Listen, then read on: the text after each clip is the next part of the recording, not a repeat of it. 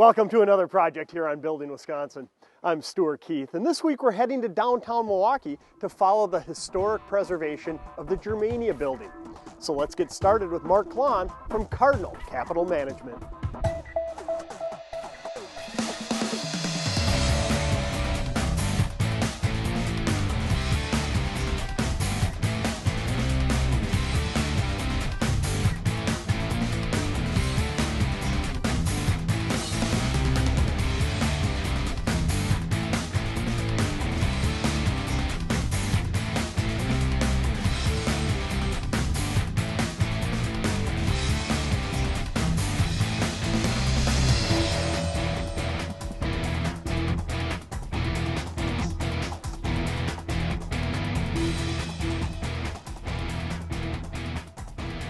Well, Mark, over the years we've covered an awful lot of projects preserving affordable housing for seniors, for veterans, really everybody within our communities. But this one here at the Germania Building in downtown Milwaukee really has a lot of history and is really a special project. It is. It's very different for us. This is the first historic credit project we have ever worked on before, and we're very excited about this. And so when we talk about historic preservation, what exactly are you doing here at this building? Currently, it's an office building. It's going to be converted to 90 apartments. So from the second to the 8th floor will be apartments. The ground floor will be a retail that we bring in after the construction. But right now, between the 2nd and 8th floor, there's 90 apartments in there. Of those 90 apartments, 44 are affordable housing, 46 are market rent housing.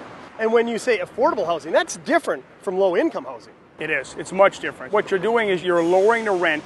You're giving people a chance to come and live downtown to see what the city of Milwaukee downtown is like. You're able to pay the rent that you can afford to live down here. And there are a lot of people that want to move downtown. I mean, this has become a vibrant city center, one of the best in the nation. Oh, it is. I mean, it's just building more and more. And now we got the new arena going, and you're right by the Milwaukee River. You're off of Water Street. You're in the middle of everything. And the building presence is so strong here. So why would you let that get tore down? And it wasn't working what it was before. So now we will make it work. You know, Mark, I just love visiting downtown Milwaukee. There's so much history here, and all the buildings are just beautiful, and this is no exception. I look up there and I almost think of it as being iconic. I mean, I see the German Kaiser helmets up on the roof, and I see 1896. Is that when it was built? That when it was built. Isn't that terrific? It's a beautiful building, Stu, and you're correct. That's a replica of the Kaiser helmets. You see the beautiful lions on there. You see the beautiful ornate part of this building. It's a beautiful building. And you know, we hear the term historic preservation. What exactly is meant by that? I mean, you take on a project like this and they mandate that you have to maintain the history or the historic preservation. What is meant? What are the challenges you're running into? Well, at the beginning, you start working with the national parks. You also are working with a very good architect that's used to working with historic credits, and we did here. The exterior and the interior both have to be preserved. The exterior is the most important because that's what you see. It's whatever the public sees on a historic credit. So if you're seeing the common area corridors, and you're still going to see them, the elevator lobbies, the main lobby, the exterior, that has to be preserved. The window sizes have to stay the same. You can never change a window size. From looking at the outside, you can't put a wall between a window. So if you're designing these units now on the inside, you're trying to put 90 units in here, you can't have a wall going through a window. You can't see a ceiling through the window, so the ceiling heights stay the same. On the outside, take a look at all the beautiful terracotta, all the beautiful brick. That's being preserved. That's being worked on right now. You can see all the work they're doing on it. We got 2 lifts out there right now repairing all that brick to keep that so it's going to last another 100 years. Well, it's not only challenging, but it's an admirable undertaking by Cardinal to preserve this portion of Milwaukee's history. And obviously, with the challenges that you're explaining and encountering, you need the right professionals doing the work. So can we take a look inside and see how you started this project? Let's take a look, Stu.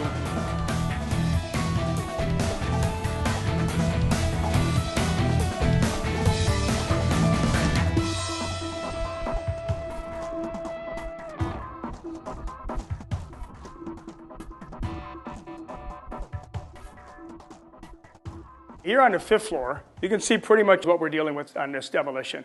You can see some work being done because we had to remove things just for exploring to find out where the heights are. Every floor height, every ceiling height in this building is different per floor.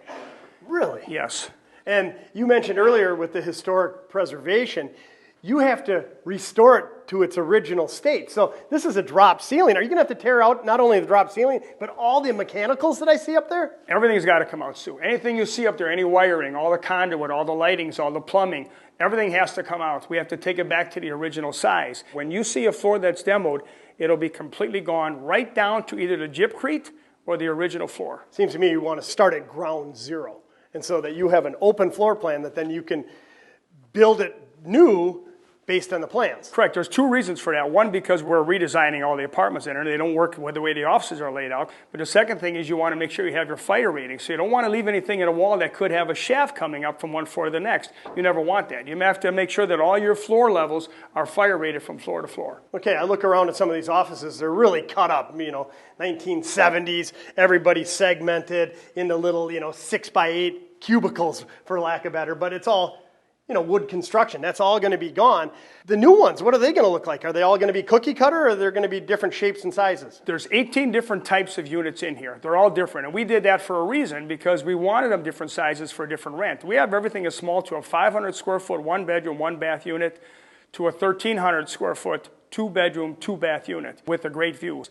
But every unit has a little bit of its own architectural design, which is kind of nice in here. And you'll see, too, when you look at these floors in here, you're going to see so many different floors. You'll see the original floor with layers of something else on there. Sure. You could have a sleeper on there with a hardwood floor or a plastic laminate. Gypcrete is anywhere from 2 inches down to 1 inch. So it changed every time they did their own office, they changed their floor height. You'll see on the top floor, that ceiling is 18 feet tall. This floor, 5th floor and 6th floor, you probably have a 10-foot ceiling on here. But it changes for each floor. Every floor is a different ceiling height.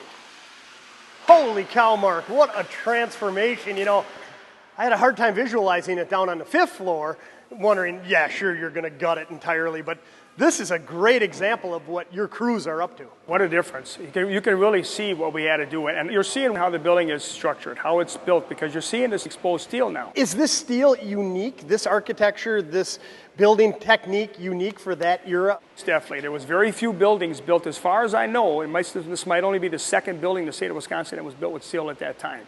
And it wasn't like you're bringing steel columns. You're coming in with riveted. They have to come in here and bring them in pieces, and they're riveting them together in here. So it's a lot of extra work. So it would have been fun to watch them put this building up. Oh, sure. It's just fun just thinking of the history here. And when I look around, I love the other architecture. The arched windows, the high ceilings. These got to be 15 feet compared to the 10-footers down on 5th floor. Yep, you see the difference, too. They're so different. The floors are different. All the floor has to be level when we're done. All the holes have to be filled. Any divots have to be filled in here. You see the ceiling going up. All those holes that are not being used have to be filled in. All the ducting that goes from floor to floor that went up for fresh air, all got to be sealed in for a 2-hour rating. Is that some of the new plumbing I see coming through the walls? That's all the new plumbing and the new venting coming through. When we get to the professionals that are doing the work here, that's part of your role, right, at Cardinal? I mean, you have to oversee not only the investments, but the workers themselves? It's a big part. Besides doing all the initial design on here and then working with the investors and their inspectors, each have their own inspector, and working with the city of Milwaukee closely and the Department of Neighborhood Services and the DNR and the asbestos, and working with all the remediation on here.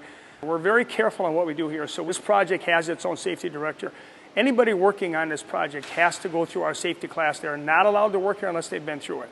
So if they want to start on Wednesday, they can't. They have to be on Monday for that safety class, and if they did, then they're allowed to work here. So we're very careful on who is bringing to this property. We keep it very, very safe. There's another thing on this one, too, Stu. We're trying to put the city of Milwaukee residents to work here. So 40% of our total workforce hours is city of Milwaukee unemployed or underemployed residents. So we are finding them, bringing them in. We're making them get certified to the city of Milwaukee and making sure that they are at that standard, and then we're bringing them in here to work. We have some very, very good workers that have showed up, so we're very proud of that too, that we're putting them to work, and hopefully they're going to continue with construction because we always need construction people. We also have unions here, so we work closely with the unions, and they are working with us too and bringing in new employees in the city of Milwaukee. Well, Mark, thanks for the quick overview and demolition aspects of the project. I want to catch up with you a little later in this project. Sounds good.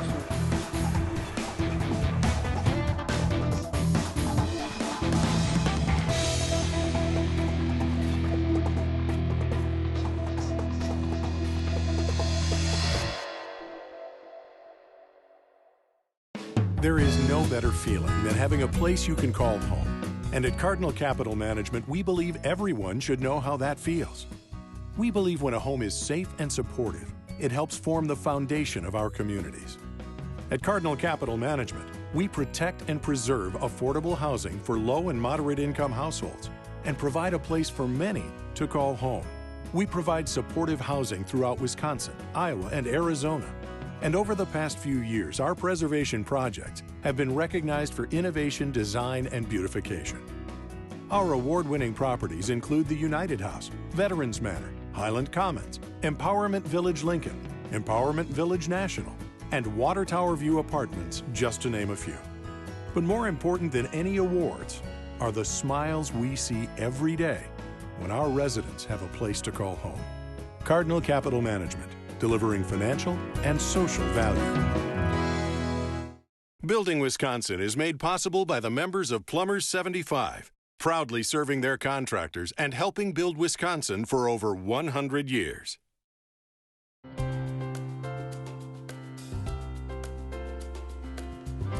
We all know the most basic form of life requires clean water to survive. On Earth, we need it to drink, cook, clean, and it touches just about every part of our quality of life. Here in Wisconsin, we appreciate the value of clean water even more as we live alongside the Great Lakes. Yet we often forget to think about how water gets to our homes, schools, and businesses, and then safely back to Mother Nature. Where does all the dirty water go? How is it fresh and clean every time we get a glass of water? Who makes this happen? The answer, plumbers. It's the plumbers who are trained, mentored on the job, and have progressed through a 5-year education program that takes them from apprenticeship to a master of their trade. It's plumbers who are committed to a career and have been trained to protect the health and safety of our water system and make sure you never have to think about where it comes from and where it's going. Yes, we're fortunate here in Wisconsin to have an abundant supply of clean, fresh water. But even more fortunate to have a highly trained and committed workforce to keep and deliver it that way. Plumbers 75, supporting the plumbing trade in southeast Wisconsin for over 100 years.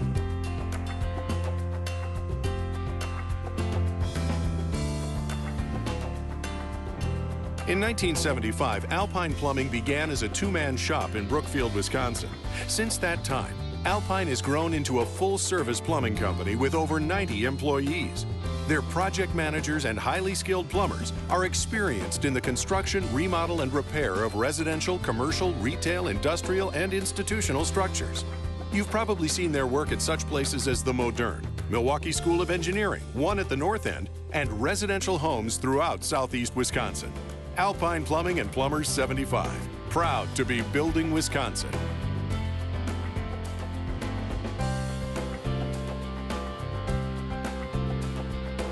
For more information on Building Wisconsin, follow us on Facebook and Twitter, and be sure to watch additional episodes on YouTube or at our website, buildingwisconsintv.com.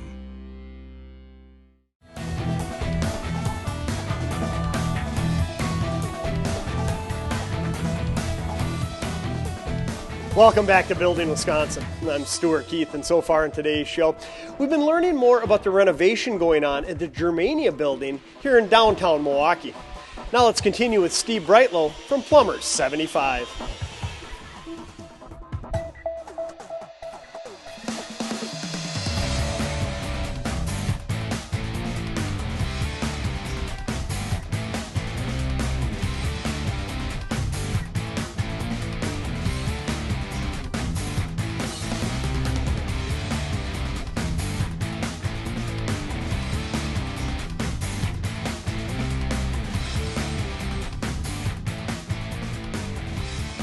Well, Steve, making some good progress on this old historic building, on this floor anyways. It's fun being in these old buildings, at least when I used to do plumbing like this. You see the old solid structure of these buildings, the old craftsmanship, but unfortunately some of the mechanical systems that with time they don't last forever. 100 years is a pretty good lifespan out of the mechanical system that was in here. Now they're doing a complete replacement of the plumbing, the mechanicals, and this building will stand for another 100 years. Yeah, over 100 years. I mean, this is incredible to see behind the scenes. I got to believe it's challenging from a trade perspective. It is challenging because it probably didn't have air conditioning, and there's some systems were missing. They're putting in fire sprinkler system as well. So there's stuff in there that wasn't in there. The old structure, the ceilings, you got to get through all these old materials. You got to know what you can cut, what you can't cut, and how you fish all these new pipes into these old structures. But this is bringing everything up to code and making it work right with the proper materials that'll last a long time and make it more user-friendly for residents of this complex. Sure. Now, along the lines of the plumbing that's going in here, who is the plumbing contractor that's in charge of this project? Alpine Plumbing's doing the plumbing here, and they've been around for a long time. So we have a mixed crew here. Some of the guys are really experienced, got some apprentices on here. So it's a great training opportunity for our journeymen to pass down skills in an old building that generations ago plumbers built this building, and now future generations are building it, and it's going to be around for future generations to come. Sure. Do you find that a building like this creates a unique training environment? Because you guys are big into training. All the union trades pride themselves on the training. And it's great in a classroom setting, but when you get out on here, you get to see things real world that were done by craftsmen 100 years ago. The training opportunities on a remodel project are always extraordinary because it's a little easier in many ways to build a new building because everything's laid out, the drawing's right. You know pretty much what's going to be there, and it's a little more planned. When you start tearing into a 100-year-old building, you start taking it apart, you don't know always what you're going to find. So again, to have our journeymen trained to the level where they know what to expect and how to adjust around structural things in a building, that's really important. And to be able to pass that down to apprentices is crucial to the sustainability of a skilled workforce. You know, in the past we've done different shows and we're always talking about workforce development. Is this Germania project a good example of what we mean by not only downtown revitalization, but workforce development? This is a great example of workforce development. Not only is this a great community development project, but we're actually able to use it as a workforce development too. Again, we're talking about apprentices being taught by journeymen, foremen on the project who have different levels of experience, be able to pass that down to the next generation, bring it back to even day school classes. Not everyone in the day school classes will have the experiences to be on a project like this. Some may be working on homes, some may be working on hospitals, some may be working on apartment houses. But to be able to share those stories in class and share that common knowledge, those are great opportunities that they get to bring back to the classroom and discuss and learn from. And not to mention the sense of pride. I know talking to some of the guys here that they just feel being able to work on a project as old as this, but understanding how it is going to last for the next 100 years or longer, and they get to drive around with their families and children and friends and look up and say, hey, I helped revitalize downtown Milwaukee. And you know, we're talking about the inside of a building like this, but all this plumbing that either is coming in or out, that has to be redone. But what about our infrastructure when it goes back out into the street? I mean, there are some issues out there that are coming to the forefront. Right, and this building will have a brand new water main coming in, so that's all been upgraded. So certainly we have a lot of infrastructure projects to do in Milwaukee yet, but the city is starting to develop some of the infrastructure services to homes, and so we're trying to upgrade that system. MMSD is working also to upgrade and separate the storm and sanitary as much as possible. So we're actively involved in all those infrastructure projects, along with the city and developers that are doing the right things for the right reasons. So along the lines of all those projects that, you know, that the future holds, is there still a lot of opportunity in the plumbing field for young people to get involved and really maybe touch on the career path that it takes to become a plumber? Well, right now there's tremendous opportunity to get in the trades, in plumbing and many other trades. So with the downtown revitalization coming out of a recession, work is picking up. There's a lot of construction going on in the city of Milwaukee and around the country. So it is a great time. And right now we partner with our apprenticeship readiness programs with WRTB Big Step. So they help us recruit folks and help us tutor folks to get into apprenticeship.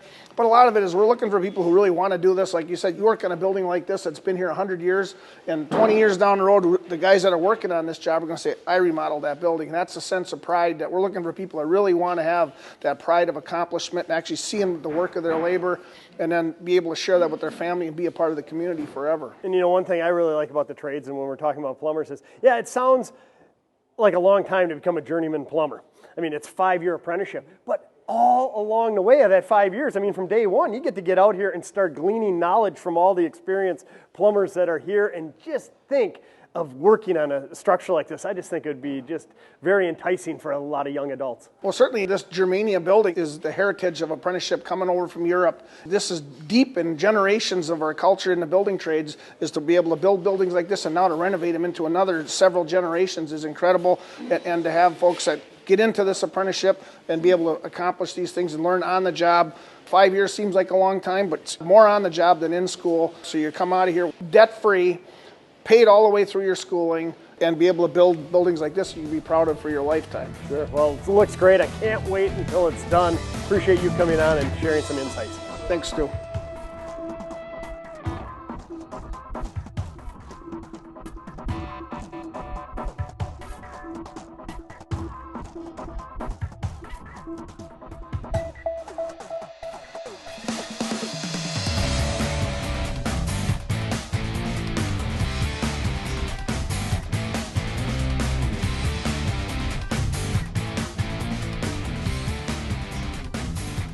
Well, Mark, it's awesome to be back at this Germania project. And I think it's about 3 or 4 months ago when we were here, and we were up on the 8th floor, and it was in a state similar to this in that it was all demoed, but you hadn't started laying it out. Now, I assume these steel pans here are the layouts for the new apartments that are going They are. in? That's the first step that we do. You know, it always starts with the plumbing first, and you'll see it throughout the floors, the plumbing lines going up and down. That's going to set where the plumbing has to be.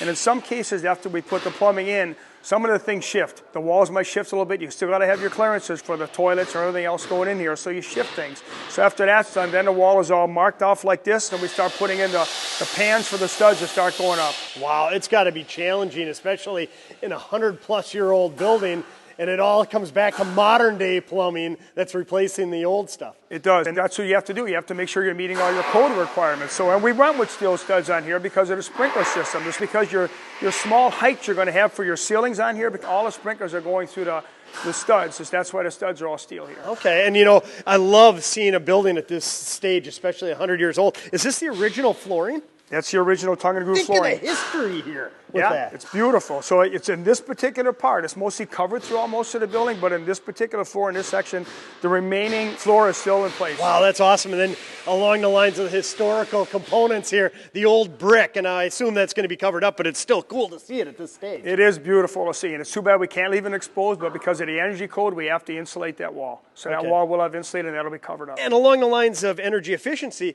you had said before to me that these old single-pane windows were going to be stayed in place. I don't understand that because these single panes aren't very energy efficient. Right, they're not, but because of the historic credit, we cannot replace a window. If they're damaged, we can replace it with the same type of window. So to make it more energy efficient, we'll have another pane of glass on the inside to give it your energy efficiency. So these all now become non-operable fixed windows. So you'll have a great view, a beautiful view, but you won't have your windows open to the outside. It'll be energy efficient windows when you're done. Well, up here on the 5th floor, it's nice to see the rooms taking shape, and here's what you were talking about with the steel studs and all the mechanicals going in. Yeah, so the steel studs are up on this floor. Everything is set. The walls are set in place. The ceiling studs are all in there. All the grid is in there for the ceiling. You see this floor has almost everything done, so it's a pretty roughed in. You see the electric has been roughed in, the communications roughed in with the cable and the Cat 5 for the telephone. All the sprinklers are in there. The plumbing is in there. We're ready to go on this one. Just insulation and drywall is next. And so what type of unit are we looking at here? This is a 2-bedroom, 1-bathroom unit. What we're in right now is the kitchen and the living room. We have a bedroom behind us. We have another bedroom over in this corner here. When we came in, where we walked in, Stu, was the entrance almost coming through the building. There's a laundry room, and then you have the ADA bathroom, which all bathrooms are ADA size today. And you know, we always talk about how challenging it is working on an older structure like this. I look over here, what are you going to do with this floor? I mean, there's gypcrete down there, but it's all broken up. This looks like a plywood subfloor. I mean, do you run into this on all different levels, all different offices? On every floor, on every level, because you got to know the building is 100 years old, and you had many people coming and going in this building, and every time somebody else left and somebody else moved in, they changed the flooring, they changed the walls, they changed some of the window look. As we're going through, it all has to be at one height. So some of these floors got to be floated over. That damage here probably has to be floated over the original floor. But we've run into this through every floor through the whole building. I don't know how you guys do it all. A lot of experience, that's for sure. Now, as I look over here, again, this is one of the oldest high-rises built in Milwaukee. These are all steel beams behind the wrapping in here. Why is it all wrapped? Well, because all steel has to be fire rated now. Not only the steel beams, but any columns that are exposed to have to be sprayed. That's something we have to do now. You know, and being built in 1896, there might be some viewers out there, and myself included, when I first came on site, going, really, how good was the construction of this building? I know it's steel, but as you're demoing it, did you see any settling there, any cause for concern? Nothing. It's amazing what condition the building is in. There's nothing, not even on the outside walls. Nothing has shifted on this building. Everything has kept pretty much the way it was. A great testament to true craftsmanship over 120 years ago. That's how they did it back then, Stu. So here, Stu, we're on the 8th floor, so we're 3 floors above the unit we were just in. Wow, like same corner unit. And you know, when you see it in demolition, of course it all looks big, but what I notice when I walk into the unit that's nearing completion is just how high the ceilings actually are. That's going to be awesome for the tenants here. It is, because the windows are so tall, and of course because of historic credit, we can't cover a window. So because the windows are that tall, it's bringing in all this nice light into this unit. And you know, with as important as the windows are with historic preservation, is this the casing off the old windows? Yep, it's all the casing that we saved during the demolition. So we went out of our way to try to strip some of the stuff off before we completely took everything out of the building. That'll all be reused back as window casing throughout the units. That to me, I just think of the history of this particular piece of oak, over 100 years old, that there's a master craftsman working on it. Fantastic, we're able to use it again. And you know, I love seeing it come to fruition through the demolition, the layout, the design work that's going in, and it's really a testament to the skilled tradesmen and women that you have working on this project. Right now, Stu, all the trades are working here. We have 60 to 70 employees working here a day now, so all the trades are covered. Not only do we have employees that are skilled, 40% of our total hours in this workforce are City of Milwaukee residents that we're trying to give them work and try to teach them how to get into the trades. Wow, and what a promising career. And when we talk about workforce development, right in downtown Milwaukee, the Germania Building, this is really front and center. It is. It's a great testament for what we're doing here. Well, you know, Mark, I can't wait to see the end result. Maybe we can catch up with you down the road when it's done. Sounds good, Stu.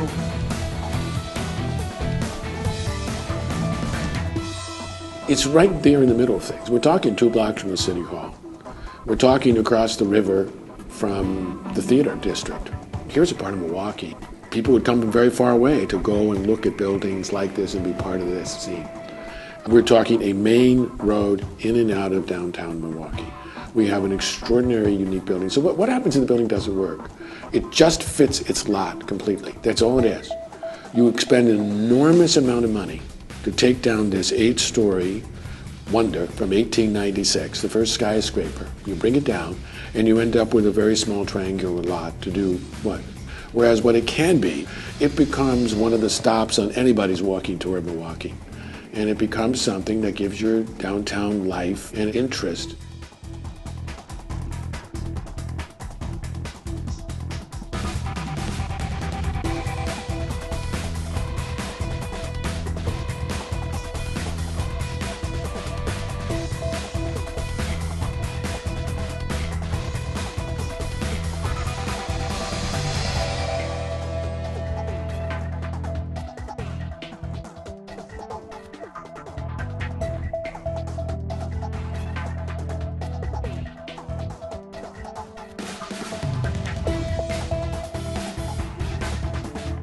For more information on Building Wisconsin, follow us on Facebook and Twitter, and be sure to watch additional episodes on YouTube or at our website, buildingwisconsintv.com. The preceding program was sponsored by the Building Wisconsin Television Network.